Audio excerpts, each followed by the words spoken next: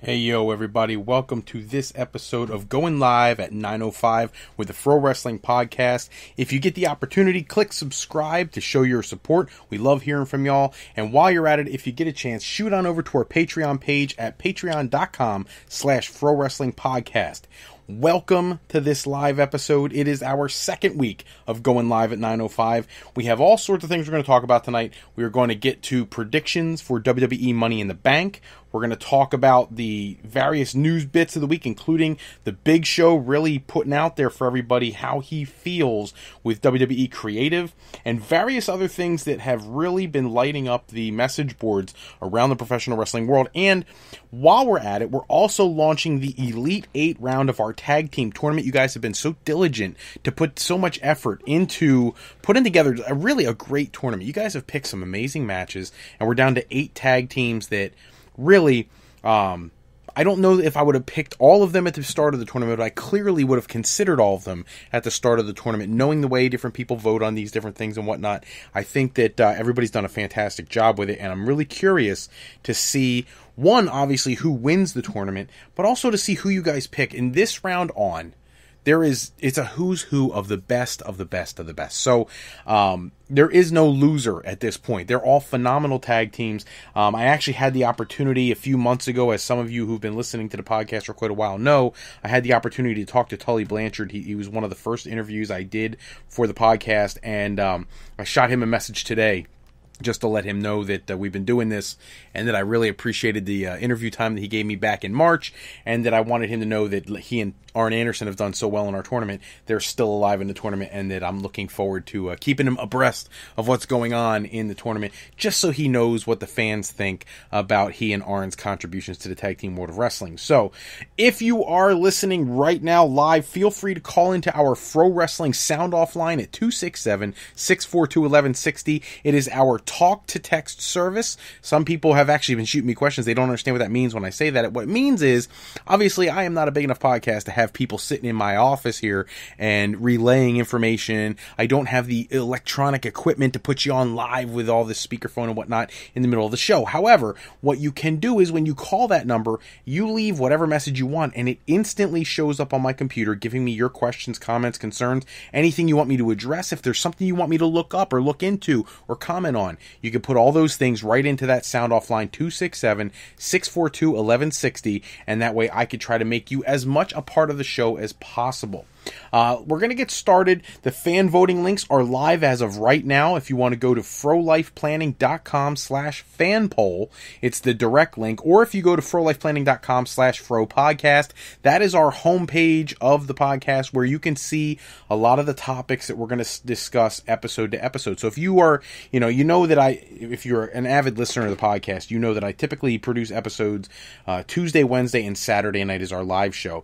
That website, I put up the topics that we're going to address, a lot of the topics we're going to address in the different podcast episodes. So if you want to look on there and you know what's coming up, you know what to listen for. And if it's something of particular interest, or if it piques some kind of question or comment from you, it really helps when you shoot those questions, comments to me. I can address them right in an episode, even if it's not a live episode. If you send me comments throughout the week, I'll be more than happy to get to your concerns on the next podcast episode that I do. And I want to give you a shout out. If you got something to say, people who've been tuning into this live broadcast every Saturday night probably would be the first ones to tell you, I love getting conversation going with people online about the show and about wrestling in general. Some people have really great insight. I have had a couple people, I have 2 people in particular, who have specifically said they don't want me to give them shout outs, but they still send me questions, and I'm fine with that.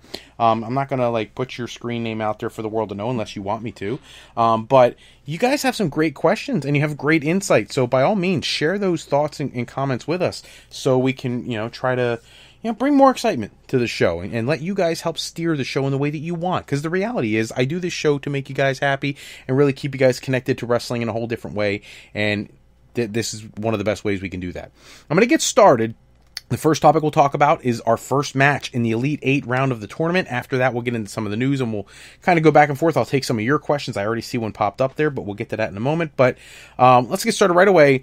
The first match in the Elite 8 round. So we're in the Elite 8. There's 8 teams left. That means only 4 matches. So I'm going to spread these out a bit so we take up the, we want to fill the entire session with interesting information. So the first match, the Road Warriors probably the odds-on favorites from the start of the tournament, are going to be taking on in the Elite Eight round the outsiders, Scott Hall and Kevin Nash.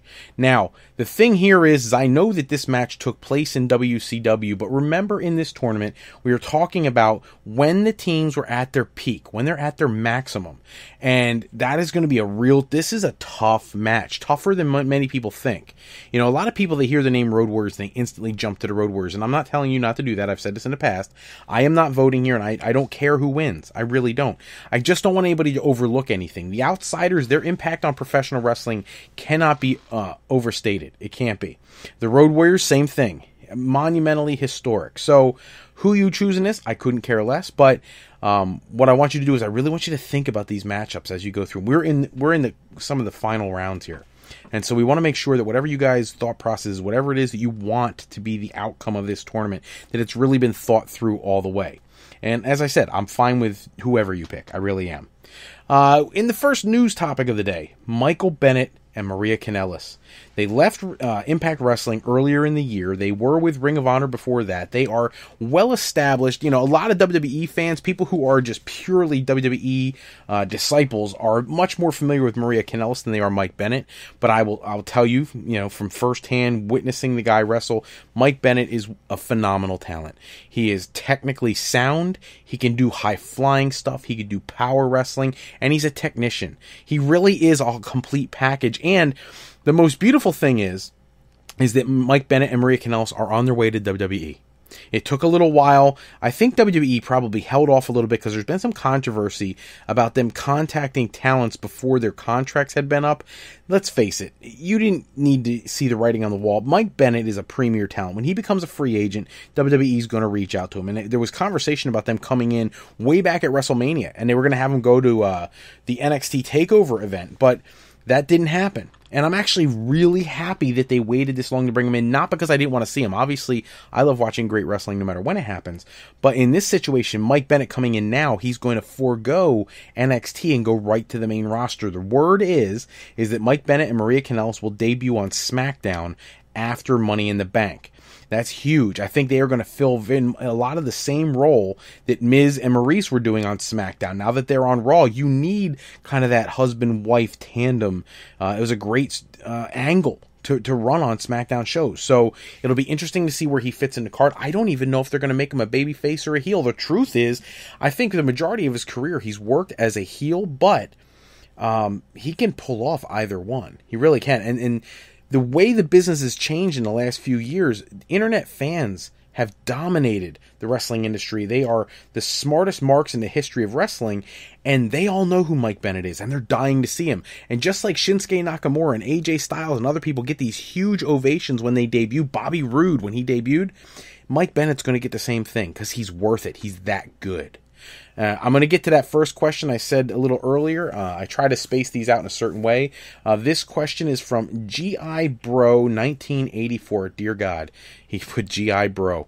If anybody doesn't... G.I. Bro, that was the name, if I remember right, that was the name that Booker T used when they had that army gimmick in WCW. What a terrible gimmick that was. But G.I. Bro 1984, he wants to know if I have any new interviews lined up and if I can get Tully Blanchard to hook me up with a Ric Flair interview. Wow, I would love to do that. The only concern I have with that is I don't know. I know you would think with all the years that these guys ran together that they would be very tight. And I don't know if that's the case or not. I'm not saying it's not, but I will say that when I went to interview Tully Blanchard, when I did it for the podcast here, my interview with him took place it was actually at a horror convention where they had, like, on the side, they had a signing room for, like, people who weren't into the horror movies. And I went into the room and it was like the three dudes from Karate Kid. It was like Ralph Macchio and the dude who played Johnny and the Cobra Kai dude. And you turn the corner and here was the Four Horsemen, or at least that's what the poster said. Ric Flair, Tully Blanchard, Barry Windham, and J.J. Dillon were the four that they were supposed to have. And then Lita was on the other side of the room. So it was like kind of bizarre to be at a horror thing and see them there. But that night that I interviewed Tully Blanchard, Ric Flair was supposed to be there, and he wasn't there. And I don't know if it didn't seem like it was gelling real well, because I think they expected him to be there, and then he I don't know if he no-showed or if he canceled or what happened. But so I would love to have that opportunity, and I suppose if there's anybody in the world who would be able to make that happen, it might be Tully Blanchard or Arn Anderson or something of that nature. But Ric Flair, busy guy. I'm sure he's heavily involved with WWE still, even though he's not an on-screen talent every day. I know he does a lot of ambassador work. He just did an episode of that Table for Three where he did something with Randy Orton and Bruno Sammartino. If you haven't checked that out, go on the network and watch that. It's very cool. But yeah, I'll have to work on that. I do have an interview coming up that I'm very excited about. I don't want to say too much because I don't want to jinx it, but I'm trying to get you guys some interviews. I know those are fun, and it's a little different. The next match in our Elite 8 round, this is, for me, every match in this round I think is a dream match, but this one, wow, dream match. The Hardy Boys take on the Hart Foundation. The Hart Foundation and Midnight Express last week got the most response that I've had in the entire tournament. I got pretty much the consensus was it was such a hard match to choose. And at the end, the Hart Foundation won by 3 votes. So it's very close to the Midnight Express knocking out the Hart Foundation. With the Hardys, you know, they are who they are. They are timeless. This is 2 phenomenal tag teams. I have no remote needle pointing either direction. This is a great match. I would give anything to have been able to see this. This is one of those matches when you get one of those video games, like a Xbox One video game, WWE 2K17 or whatever. You create the Hardys, you create the Hart Foundation, and you do it yourself, because that's one you would love to see. But that match, I expect it to be very close voting again. I feel like some people, when I look at the voting, I feel like some people really give the Hart Foundation a ton of credit, and they justifiably so. And I feel like there's other people who don't give them as much credit as they deserve as a tag team. Same thing with the Hardys. I feel like I've had comments from people who are like, "Why are the Hardys doing so great?" You know, Edge and Christian were the ones who were winning all the TLC matches, and the Dudleys were just as big as the Hardys and Edge and Christian back then. I get all that, but the Hardys are still doing it. You know, so and I don't know. That's a tough one, but this match should be fantastic. Fantastic. Don't forget, if you're wanting to call and leave a question or comment, feel free to dial in. The Fro Wrestling Sound Off line is 267-642-1160. Send us your thoughts, and we will get to your questions and comments as we progress. This week, also in the news, EC3 from Impact Wrestling. God, they gotta change that guy's name. If you're not gonna have Dixie Carter on TV, please get rid of Ethan Carter III as a name. But he was having a conversation, being interviewed. I saw it posted on WrestleZone and on eWrestling News, where he discussed the potential for returning to WWE. And he made it very clear, it seemed in the interview, that he almost is dying for that opportunity to go back. He said he has unfinished business in WWE. And for those who don't know, EC3 originally was in Florida Championship Wrestling when FCW was around, before NXT was started. He was a great talent down there, but he was very young. He got hurt at one point, and when he left for injury, he ended up getting cut before he got back. I think that he felt like his termination was a little premature, and he had a lot to offer. But I thought it was really I think the most impressive thing about the conversation with him was that he actually said that he felt like at the time that he was let go from WWE, that he was not mature enough to handle the spot that was potentially going to be placed in front of him. And I thought that was so open and honest from him, and I really respected that. So maybe if we're lucky, at some point, hopefully sooner rather than later, we'll see EC3 make his way to a WWE ring. Not that I want to take a talent away from Impact Wrestling, but I think anytime you get the opportunity to have somebody on the level of EC3, you got to make that happen. That's a talent you don't pass on if you're WWE. We have another question pop. I'm already loving it. I don't even know what the question is yet. This is my weekly hero right here. So I have been trying since January to cultivate an audience for the Fro Wrestling Podcast, and I'm not going right into the question right away, but I'm doing it for a reason. This guy has been on every single week that I've been doing these live broadcasts. He has sent a question every show, and I'm telling you this right now, if he sends one every week, I swear to God, I'll make him my regular segment every week. This is Barry Harry Larry. Barry, I don't know where you are, who you are, what you do for a living, but brother, you pop on every week, and I appreciate it. You're awesome. He is asking, what is this week? If WWE would change direction from what it's being reported online and have Nakamura win tomorrow after seeing the reaction on SmackDown. And I think he's referring to, we have Money in the Bank tomorrow night, which we're going to get the predictions a little bit later. If anybody doesn't know, it's been heavily reported online. The plan is for Baron Corbin to win Money in the Bank, take the championship. John Cena will then take the world championship from Jinder Mahal at some point, and then Baron Corbin will cash in on John Cena. I'm okay with that entire plan. But what I think he's really focusing on is this past week on SmackDown, Nakamura, they had this match, and at the end, he gets to the top of a ladder and grabs the briefcase, and the pop from the fans was pretty huge. And I think he's wondering, just much like I am, how much WWE really listens to that. So you see the reaction from the fans. You know what the fans want. Now, if you're Vince McMahon, do you give in right away and say, okay, the fans want Nakamura, I'm giving them Nakamura because this is what they're cheering for. You know, ratings are down, we want to make the people happy. This would be a way maybe to bump ratings. Or do you give it to somebody else and put Nakamura in a more lucrative position so that you can postpone that huge pop for another time and try to build momentum in multiple areas? And my honest opinion is this. I still expect them to stick pretty close to their creative book, but it's not out of the realm of possibility for them to make a change literally while the show is on. I mean, we have heard stories in the past where, you know, the Jinder Mahal title changed. It wasn't decided until the day of the event. The Undertaker and Brock Lesnar match a few years ago at WrestleMania, that finish wasn't guaranteed until the last few days before the event. You know, sometimes really big matches, Vince McMahon, if he gets a little shaky on who he thought he wanted to win, he'll change things up at the last minute, and it's kind of frustrating, but at the same time, I think he does that to try to maximize the audience. Right now, your audience is tanking. Like, Raw, this past week, Raw drew like historically low numbers again, and this is becoming a pattern. So, hopefully, they get their stuff together. What they really need to do is stop worrying about changing plans all the time. Put together long-term storylines and don't worry about if it works or not. You start it, you follow it through to its completion, but people will get a beginning, a middle, and an end to a storyline, and they'll feel more satisfied even if they weren't happy with who you matched up with who. They want to see things come to they want to get closure. It's kind of like the Roman Reigns thing. Roman Reigns has been running roughshod over the company for 3 years now. People are tired of it. So they needed a beginning, middle, and end. Now they're doing this long-term booking of Roman Reigns going against Brock at Mania next year. We knew about it the day after WrestleMania. The problem is they're not booking it that way. They're booking it very differently, and I don't think it's good for the product. So I think they need to get into more long-term booking. I know that was like a long, convoluted response to one question, but Barry Harry Larry's worth it because he calls in every week, and I want to make sure I address his questions as much as I possibly can. I want to talk for a few minutes about the next match in the tag team tournament. This one is of particular importance to me. I'm looking forward to seeing what you guys do with this.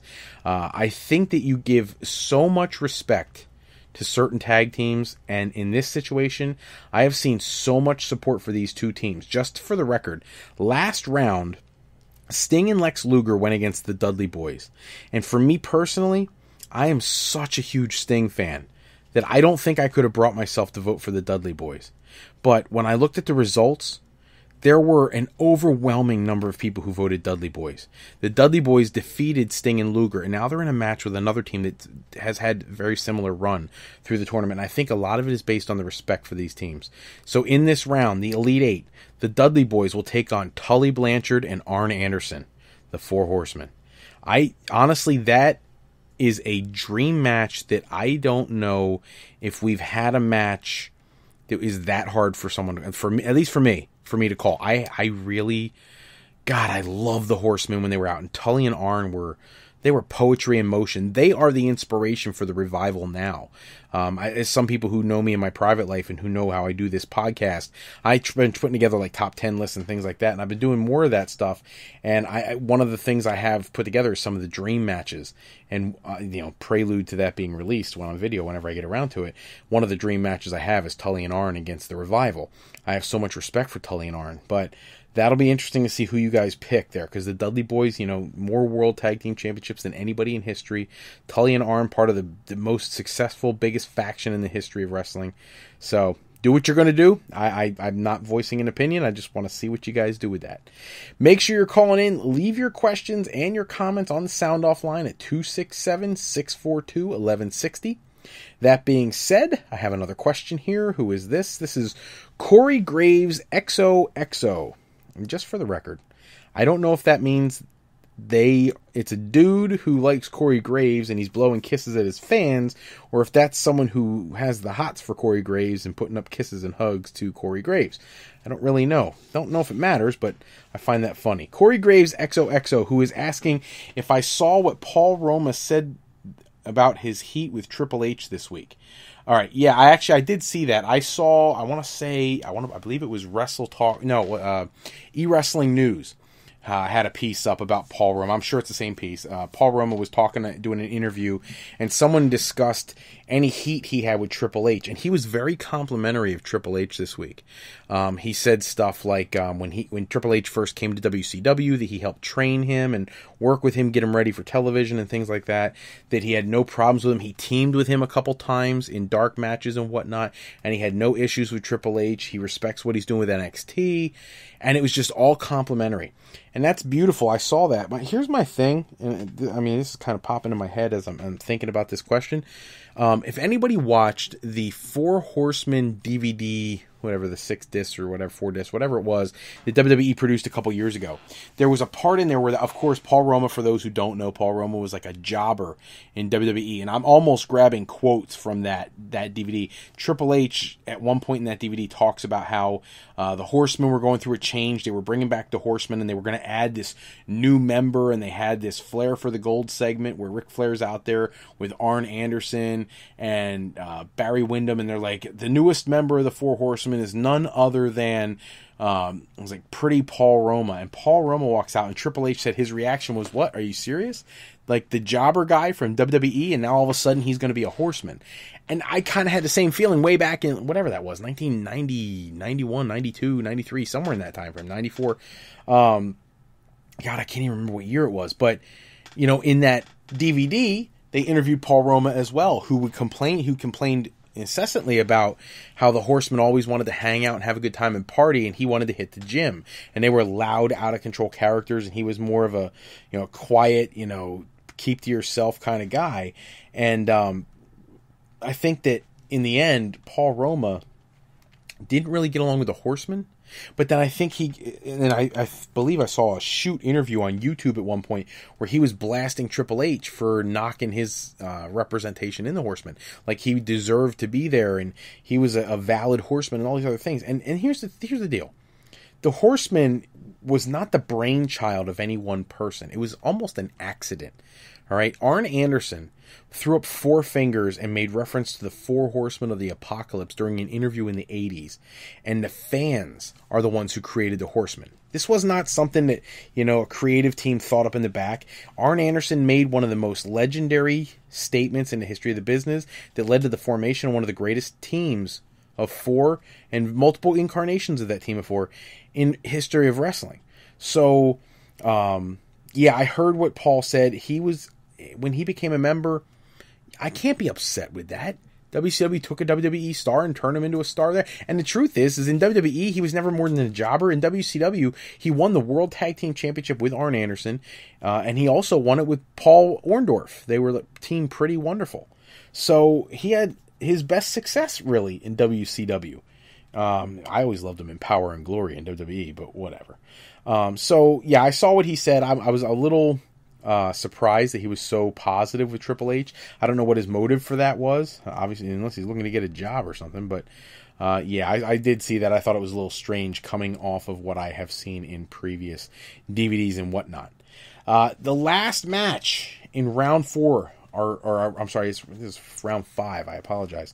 The Elite 8 is going to see 2 tag teams that never faced each other in the ring, but who, when you think about them, physicality, brute strength, skill, like all that. And one team probably has more technical skill. The other team is much more power.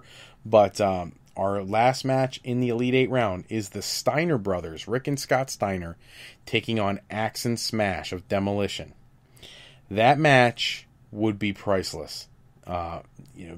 the guys who comprise the original Axe and Smash were so good at working with anyone. You know, they both had a ton of experience prior to becoming Demolition, and they really, in the beginning of that program, their run, when they won the tag team championships at WrestleMania 4, they defeated Strike Force, and then they were just unstoppable for the longest period of time. That was a great tag team. I mean, phenomenal. They didn't lose the belts until they faced the Colossal Connection, Andre the Giant and Haku, who were in this tournament earlier in the tournament. They won the titles back at WrestleMania later that year, and then they didn't lose them again until they faced the Hart Foundation at SummerSlam when the Road Warriors debuted for the company. And then after that, Demolition kind of got buried. I always thought that was a bad idea because Demolition was so much better than that for so long. The Steiner brothers, their career is monumentally important. They're legends, in my opinion. Technical skill off the chart, innovation. The Frankensteiner was something to be feared when it first came out. The Steiner line, clotheslines, Rick Steiner always being just this brute force guy. Rick Steiner never reached, world champion material. Neither did either member of Demolition. Scott Steiner got it in WCW. I don't know if he necessarily deserved it, but he did run main event programs with Triple H and WWE. I think it had his mobility, after having several issues with his ankles and whatnot, if had his mobility been better, they may even have given him the WWE title.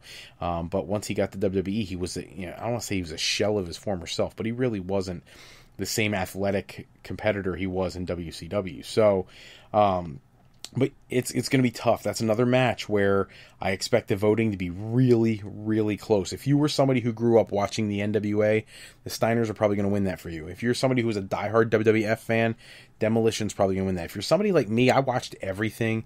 WWF, NWA, AWA on ESPN. I watched World Class reruns on ESPN. Like, I watched everything I could. That Herb Abrams UWF. I watched Bill Watts' UWF. I watched everything, and when I look at matches like this, it's tough for me because I have such an appreciation for all wrestling. So what you guys do is up to you. I'm not going to steer your opinion either way. I'm just giving background on both teams. We're going to move on. A big story from this week. This one actually really got me going. The Big Show sounding off about WWE Creative, which was awesome. He was on the Talk is Jericho podcast, and he was very honest. He hates television tapings and pay-per-views and all that kind of stuff. I think at one point he made reference to the fact that all he does is walk to the ring, knock somebody out, and leave. And that's not what he wants to work. He wants to get out there and perform and entertain the people. This past week on Raw, when he got out there with Enzo and actually had a tag team match and had something to do, I guess that was 2 weeks ago, he loved it. He rides now with Gallows and Anderson when they go town to town, and he said that he had a conversation with them where he was just thrilled that he actually got to work a match with them. He's tired of just being like this, one-trick pony that they want to march out there on TV. He loves the live events, the Friday, Saturday, Sunday live events. He hates television. I think he referred to TV as a waste of time. There was a whole lot of expletives in his tirade, a lot of BS here and there, but he was very honest and genuine. I'm sure WWE people are not happy with him, but he was very open. And look, he's coming to the end of his career. He got himself in great shape. He was supposed to have a fantastic match opportunity at WrestleMania with Shaq. It didn't happen. Some say it came down to money. Others say Shaq claims that it came down to WWE Creative not making up their mind what they wanted them to do. They wanted to do a singles match, and it was a tag match, and it was a 6-man tag match, and all this other nonsense. So I don't know why that match didn't happen, but I think ever since then the Big Show's really been frustrated that WWE have used him really in a lot of the wrong ways. He has so much more to contribute, and they're really holding him back quite a bit. Just an FYI, the Sound Off line is open tonight. We're going to keep it open till 9:45, so feel free to get your questions and your comments into the hotline. I want to hear from you people out there. Give us whatever you got. I want to address as many questions as I can. More news this week. They are planning a segment for the Money in the Bank where they're going to have a bunch of legends come out, and I know some of the names that were released. They said Ric Flair should be there, Cowboy Bob Orton, Baron von Raschke, Greg Gagne. There's a whole list of guys who at one point or other spent some time in Kansas City back in the old days of 80s wrestling and territorial wrestling, kind of as an opportunity to have like a throwback to that time. But they're expecting that the angle is going to be something involving somebody denigrating the legends, and I suppose at some point somebody will have to come out and make a save or something, but I'll be curious to see what they do. But look for that at the pay-per-view tomorrow night. That should be a lot of fun. There was a rumor floating around the internet this week that Bob Orton Sr. passed away, or Bob Orton Jr. passed away, which was false. Randy Orton quickly debunked that on Twitter, but it'll be nice to see old Cowboy Bob. He'll probably wear the arm brace because that's what he does. When you see him at these conventions or WrestleCons or whatever you see him at, he likes to hype up that arm brace and whatnot. So it'll be cool to see him. Baron von Raschke, my God, I haven't seen him in so long. Greg Gagne, I always thought Greg Gagne got such a bad rap. He was Vern Gagne's son. He never got a good chance to really show who he is. And everybody expected so much from him because his dad was, 3 million time world champion for the AWA because he didn't book anybody but himself to be champion. And it'll be nice to see him too. I know for a little while there he had like an agent job with WWE, but he's since moved on. I don't know. Somebody said he was like doing insurance or car sales or something, but it'd be nice to see him in a ring again. Moving on, I want to turn my attention to Money in the Bank specifically. First off, tickets, they're not even sold out. That is not a good sign. If you're a WWE booker and you've got one of your biggest pay-per-views of the year, Money in the Bank, one that has real world championship implications, and you can't sell out the venue, that is a dead ringer that you've got a problem. I had an argument with a guy, I want to say it was either Facebook or Twitter, about whether WWE is in trouble or not, because WWE had released their quarterly statement, and they were talking about how much money they're making and all this stuff. Look, I get it. WWE is always going to report earnings on those reports, because WWE is involved in so many different venues. Here is the problem that guy couldn't understand that day, and other people who think that WWE is unstoppable also don't understand. You can go into multiple different areas of entertainment when you're WWE and you're a huge conglomerate and you're a multi-billion dollar corporation. I get that. That is not the issue. The issue is that it was reported only a week, maybe a week and a half ago, that WWE's core audience has doubled in age. That means new fans are not being brought to the product as much as they used to be. That's a serious concern, because at some point, people are going to age out, and people are going to die off, and you didn't bring any new people in. You're going to make your business have a terminal sentence. You have to appeal to more people. You have to bring in new fans, make things more exciting. You can't book the same match 5, 6, 7 weeks in a row and expect people to then pay for a pay-per-view or your network to watch it. And so the ticket sales for Money in the Bank, that's a huge problem that they haven't been able to sell at the venue. Every pay-per-view should be a sellout. And it should be a sellout moments after it goes live. If it's not, then you haven't done something right with your product, and you need to look at what you're doing and make some adjustments. If I was WWE, and I've said this on other podcasts, I'd start signing more talent. People always say bring up more NXT people. No, NXT is a beautiful brand in and of itself. If anything, you elevate NXT to its own brand and create a whole different developmental system that doesn't have any television exposure, produce real talent without putting them on TV, and then use NXT first as their launching platform, kind of like you do now, except NXT needs more exposure. You need more talent. You need to sign people like Kyle O'Reilly and Zack Sabre Jr. and Will Ospreay. I mean, my buddy gave me a couple texts the other night. He was watching New Japan. It was the first time he got to see Zack Sabre Jr., and he was just blown away, because he's that good.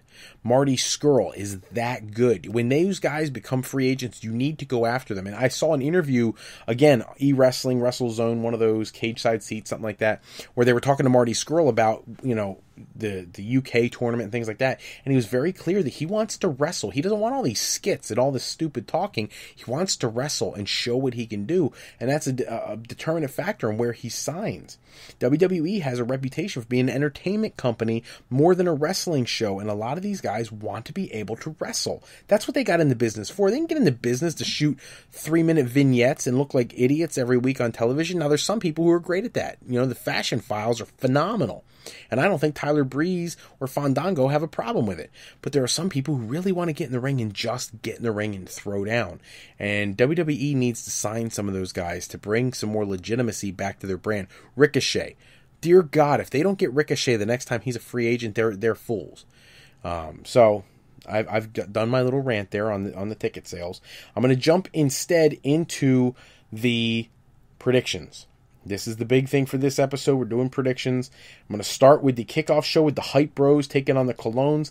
I don't know if anybody else got the vibe that I got, but when I was watching SmackDown and I saw Zack Ryder come back, and it almost looked like, even when you watch Talking Smack later, that Mojo Rawley really didn't want to be a tag team anymore. Which they have not used him worth a darn since winning the Andre the Giant Battle Royal. He's getting nothing like what Baron Corbin got after he won it. I think they're really wasting his opportunity. And now you have Zack Ryder come back, fine. So what are you going to do? Have the Hype Bros come out?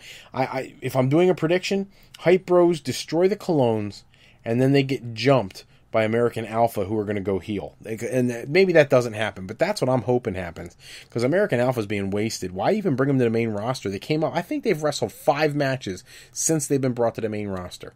Their debut, they win the tag titles, they lose the tag titles, they have a gauntlet match, and they had, I think, 1 match after that.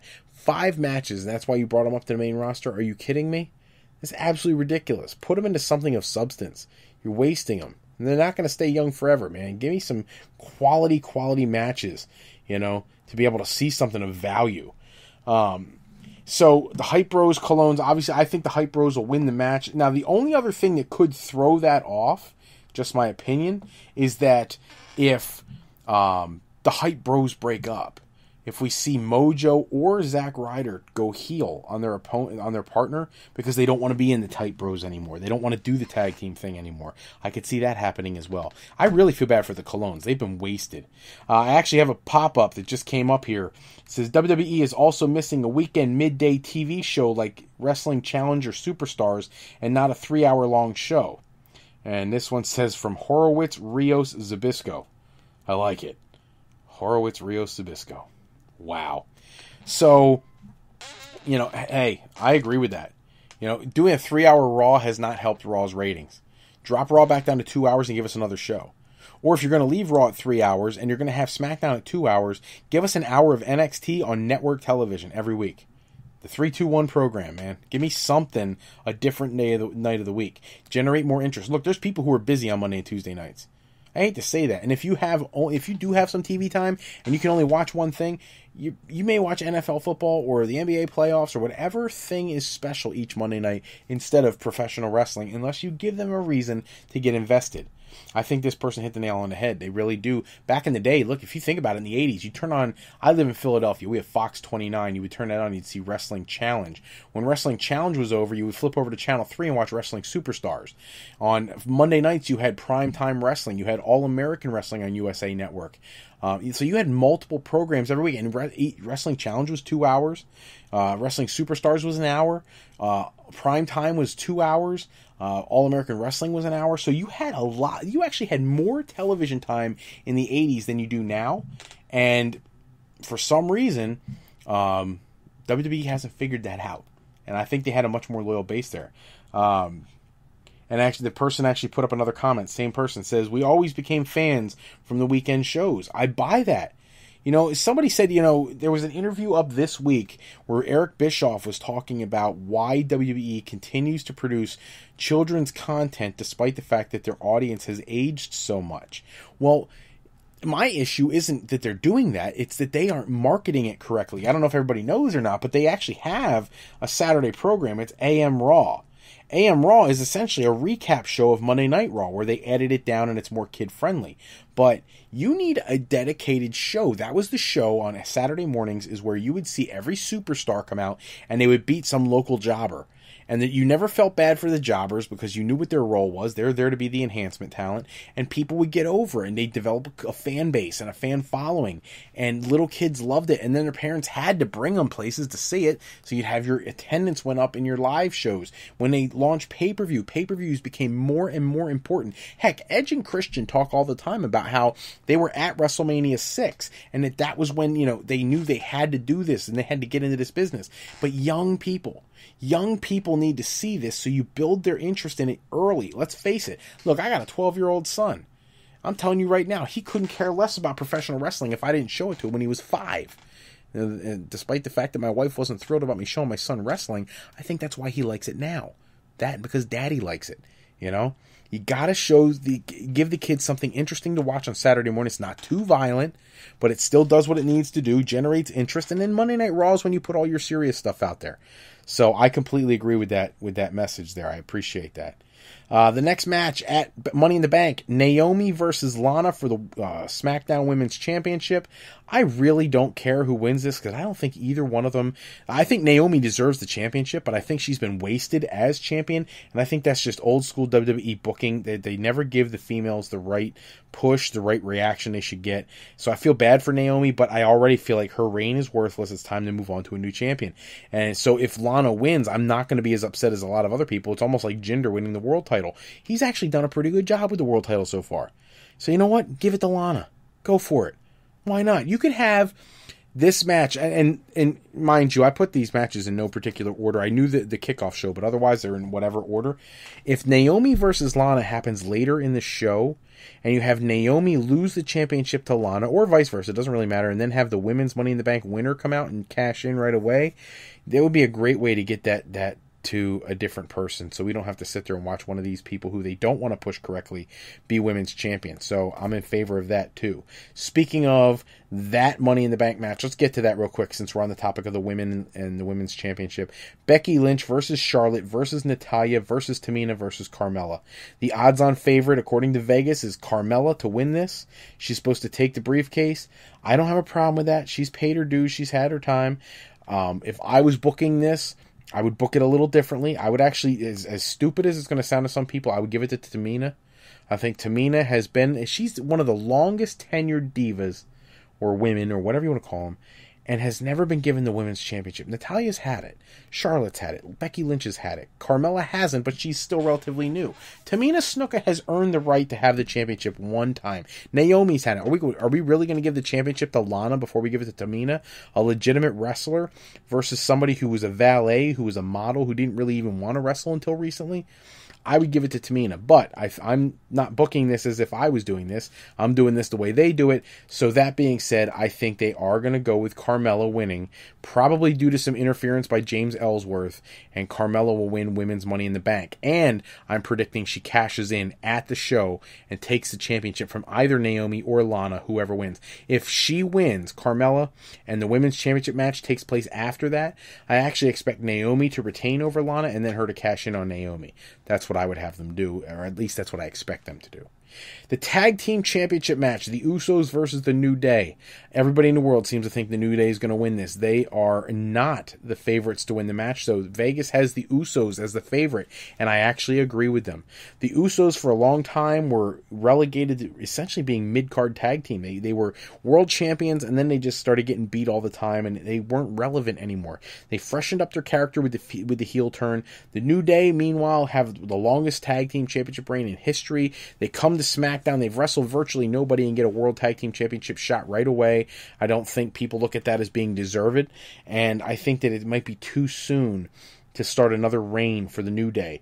I'm actually concerned that at some point they'll split up the New Day. I hope they don't. I actually love the team together, so I could be wrong, but I am predicting that the Usos will retain the Tag Team Championship over the New Day.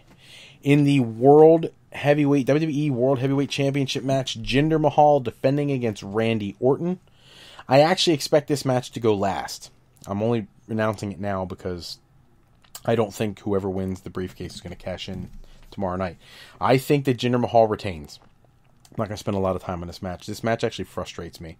Randy Orton is incredibly talented. Randy Orton deserves to be a world champion, but he's held the title so many times, I think people are somewhat bored with his character. You do this amazing situation where AJ Styles holds the WWE Championship for months, and you get to the Royal Rumble, and you have him lose the championship to John Cena. John Cena then ties Ric Flair's 16 World Championship reigns. He takes the championship a month later into Elimination Chamber and loses it to Bray Wyatt. The fans go crazy because they love Bray Wyatt and they've been waiting for him to win the World Championship for forever. Bray gets the title and he holds it for about a month and a half till he loses it to Randy Orton at WrestleMania. Frustrating people that Wyatt didn't get a longer reign, and then moving him to Raw where he doesn't really get a championship rematch. Now Randy Orton's got the championship. He holds it for about a month before he loses it to Jinder Mahal, a glorified jobber. So the WWE Championship, AJ Styles did so much to elevate that title. He and Dean Ambrose tore down WWE for months over that championship. And now it's, to me, the United States Championship is more prestigious than the WWE title right now. It really is. And it's because people don't want to see Randy Orton be champion again because he just had it. And you really, how many people are you going to have tie Ric Flair's record? At some point, Randy Orton, I'm sure, will win the championship again. And he'll get one step closer to tying Ric Flair. He's had, what, I think 13 world championships. If he wins this one, it'd be 14. I don't see them doing that. So I expect Jinder Mahal to win. And to go along with the booking, everybody sees coming from a mile away, Jinder Mahal eventually will lose that world championship to John Cena, who will then lose it to Baron Corbin. That's the way I see it. So I say Jinder Mahal wins this match. The big event, the big main event of the show, AJ Styles versus Baron Corbin versus Sami Zayn versus Kevin Owens versus Shinsuke Nakamura versus Dolph Ziggler. All right, so I have been saying this whole episode how Baron Corbin is going to take the championship from John Cena. That right away tells you they're going to book Baron Corbin to win this Money in the Bank. I actually think they will do that. I think Baron Corbin will be booked to win the match. He'll take the briefcase. He'll hang on to the briefcase. I don't think John Cena takes the championship at SummerSlam like a lot of places are predicting. I think that the original prediction of the Royal Rumble makes a lot more sense. American Grit, the television show that Cena participates in, it just started last week. By the way, fantastic show. If you haven't seen it, check it out. Very cool show. But that being said, John Cena is going to be doing media appearances for television and for movie shows and things like that. He's not going to be around as much as you need a world champion to be, but you could lay the groundwork right now for a future feud with Jinder. And then when Royal Rumble time comes around, that's when John Cena wins the championship again, and that's when Baron Corbin cashes in. It would be 2 years in a row where that happened to Cena, where he gets the title and loses it right away, but let's face it, he already tied Ric Flair. It's obvious at some point he will break Ric Flair's record. He's young enough. He's nowhere close to retiring, even though people seem to think he is. He's not. Dude's my age, and I'm nowhere close to retiring, and I'm not anywhere near the physical shape he is. No, John Cena's going to be around for quite a while. And he loves what he does. So WWE knows that he's their cash cow. They're not going to take it away from him. So, I think they're going to book Baron Corbin to win this. However, I like to throw out what I would do. And to be perfectly honest with you, I don't think you give it to AJ Styles because he doesn't need a briefcase to be a main eventer. You don't give it to Kevin Owens. He's got the U.S. title. You don't give it to Nakamura because Nakamura should take that U.S. title from Kevin Owens. And I actually say that for two reasons. One, you want to put a championship on Nakamura sooner than later because the fans expect it. Two, he's somebody legitimate who could beat Kevin Owens and people would buy it. But three, New Japan Pro Wrestling is offering their first United States championship. And it's going to be kicking off, in 2 weeks? And you want to have something that can go head-to-head with that. And Nakamura being a former New Japan talent, having a United States championship, kind of steals some of the thunder from New Japan. And I also would not give it to Dolph Ziggler. Dolph Ziggler, it's over. It didn't have to be, but the way they've buried him in the last couple years, and I like the character he's working out now, but then he lost to Nakamura right away anyways. He shouldn't have been his first opponent because if you were ever going to plan on building Dolph Ziggler back up, you needed him not to be losing to Nakamura. So my prediction, if I was booking this, like I said, WWE is going to book Baron Corbin to win. That's my prediction. But if I was booking this, I would actually give the briefcase to Sami Zayn. Because Sami Zayn is the underdog who doesn't seem like he can win the world championship, and he would be the perfect guy to have all the fans fully expect that Jinder Mahal is going to face John Cena for that world championship, and John Cena is going to take it from him, and blah, blah, blah. So if you keep that exact same storyline, Jinder Mahal faces John Cena, and Jinder Mahal defeats John Cena, and then Sami Zayn cashes in and takes it from Jinder Mahal, that is something people can believe Sami Zayn can do. Because Mahal is a former jobber, anybody is believable beating Jinder Mahal. But that's the one way you can get Sami Zayn to world championship level. Have him defeat Jinder Mahal. That's what I would do. It's not what they're going to do, but that's what I would do. I have my last question of the night. We shut down the hotline right around 9:45. My last comment of the night comes from, I think this young lady chimed in last week too. It comes from Kyla Glam 01. She's asking where she can see more shows now that YouTube has eliminated so many with their block out. Just to set that question in the right direction, YouTube has not eliminated any wrestling content. What they have done is made it so wrestling companies cannot make money from their videos, and there's a lot of companies that their sole source of income, other than a few $100s they make at a show, was from YouTube revenue, generating advertisements during their videos and whatnot. It's one of the things that my channel does. I monetize my videos as well. That's why whenever you guys turn on a podcast episode and you see a commercial, that helps me out. 2, 3, 4 cents goes into my account whenever somebody does that, which I appreciate everybody who does that. So thank you if you listen to those commercials. It's awesome. But YouTube made it so pro wrestling shows, the actual wrestling action, is not allowed to be monetized anymore. So a lot of those companies have lost the ability to pay talent to broadcast their shows and whatnot. So it's not that you can't see other promotions on YouTube anymore, or that less promotion on YouTube. It's that they're not making new content, as many of them. Not all of them. Some of them still do the content, but not as many of them because of the YouTube ban. For those who don't know, there was some rather racially insensitive comments made on YouTube by different channel owners, and YouTube created a blackout list to stop those people from being able to get advertisers, because advertisers were getting upset. They didn't want their video associated with people who were saying racially or ethnically insensitive things. And I completely agree with that. The issue is that pro wrestling isn't a part of that. Pro wrestling, I saw somebody put a great post online that said pro wrestling brings people together. It doesn't divide. Hate speech divides people. Pro wrestling brings people together, or something of that nature. So true. You go to a wrestling match, you see the people cheer, you cheer with them, you see a big win, and you instantly become brothers with the person standing next to you. If you go and you see your favorite person, your hero, your superstar get an amazing win, you're living it with the person standing next to you. And that's what makes wrestling so different than so many other sports. You go to sports. I was privileged. A good friend of mine took me to a Philadelphia Union soccer game recently. I've never been there, but within 8 minutes of seeing these people cheer and have a great time, you felt like you were part of that fraternity. It was a beautiful thing. It was really a moving experience for me. I think I enjoy the fans more than I do action at some events. Like I've gone to wrestling matches, paid more attention to the fans than I have other thing. But what I really think is, I think that when you have these companies that really need that revenue, YouTube needs to come up with a way to change who they're blocking and what they're blocking. It's even affected me personally. This week I had an issue with YouTube that I'm trying to resolve right now. So, I get it. But no, I think if you're looking to find more action, more companies and things like that, as stupid as this will sound, go to wikipedia.com and type in list of professional wrestling companies. And when it pops up, click on any logo of a company that you've never heard of. They usually have their own website. Click on when you get to their Wikipedia page, they'll have their website listed there. And when you click on it, go to their website and look for their videos. And a lot of times they'll have them for free because they're trying to bring in as many viewers as they can.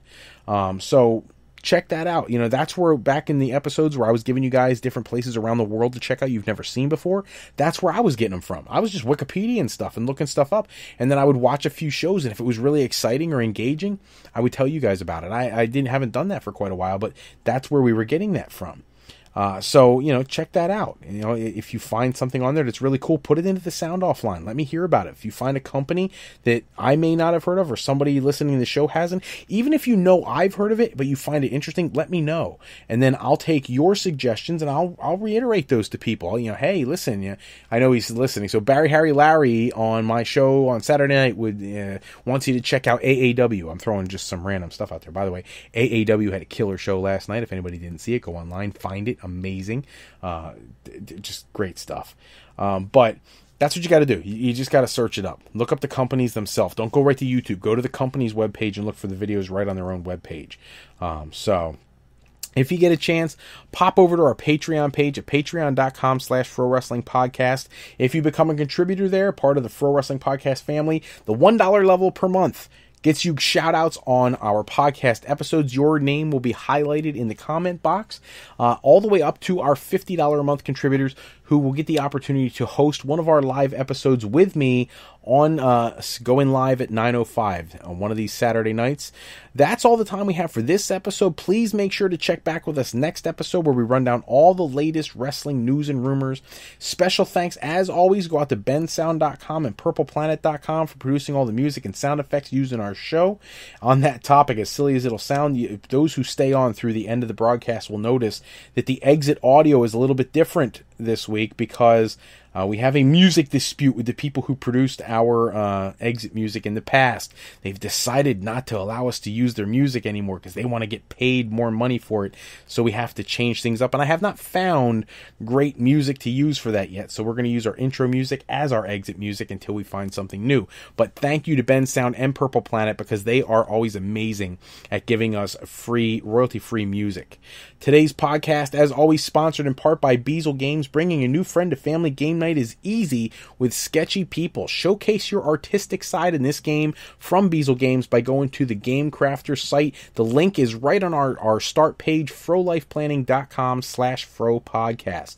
And to alleyrepair.com, contact Alley Repair today for servicing of all of your classic skee-ball, pinball, and arcade game needs. I was talking to the owner of alleyrepair.com today, this afternoon, and I'm thrilled to be able to get him as much exposure as possible. The guy does amazing quality work. He is one of the most amazing electronic gadget gizmo guys I've ever met in my lifetime. Please give him a shout if you have any classic skee-ball, pinball, or arcade needs whatsoever. Be sure to shoot over to our website at frolifeplanning.com for all your higher education needs, as Frolife Educational Planning is for today, for tomorrow, and for life with Frolife.